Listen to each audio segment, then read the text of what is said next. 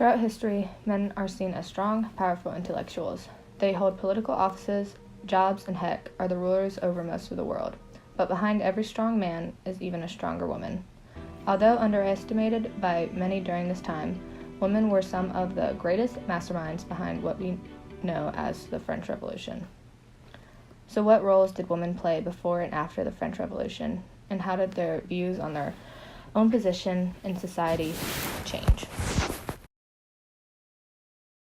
To understand where this is coming from, you must first look at the roles of women in France prior to the beginning of the Revolution. Women had no political rights in the pre-revolutionary France. They couldn't vote or hold any political office, just like many other people. A woman's education often consisted of learning to be a good wife and mother. As a result, women were not supposed to be involved in the political sphere. They were viewed as passive citizens, which meant they were forced to rely on the men to determine what was best for them. This was just how it was, how it always been. But the way women viewed themselves in a society was soon about to be changed. When the revolution began, women could no longer be kept in the dark about political affairs. They began to swear oaths, and their participation in a number of uprisings prior to 1789 and even after the revolution had taken place are considered significant aspects of the popular participation of the French Revolution.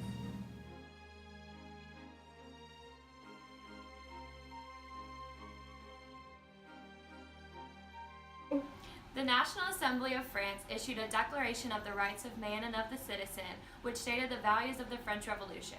The Declaration asserted the rights and sovereignty of the citizens based on natural law, but it only included men. A prominent female revolutionary of this time was Olympe de Gouges. She sought to remedy the exclusion of women. In 1791, she wrote and published the Declaration of the Rights of Women and of the Citizen. The document was modeled after the Assembly's document, asserting that women, while different from men, also had the capacity of reason and moral decision-making. She asserted that women had the right to free speech.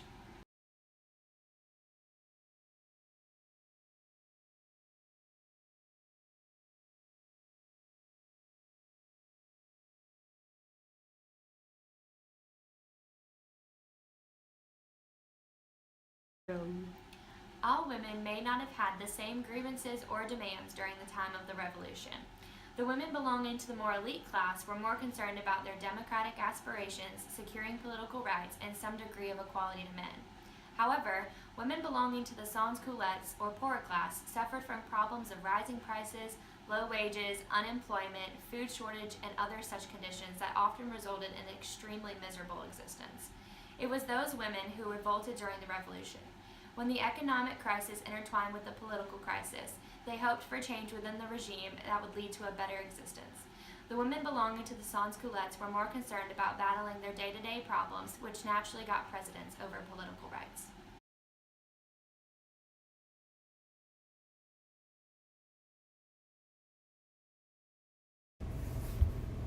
The March on Versailles, which was to get the king to sign the Declaration of the Rights of Man, marked a very significant shift in the Revolution. During this time, women were participating in revolts indirectly by promoting and propagating modern ideas through societies, journals, pamphlets, etc. Hence, stating that women did, in fact, have a significant role to play during the French Revolution.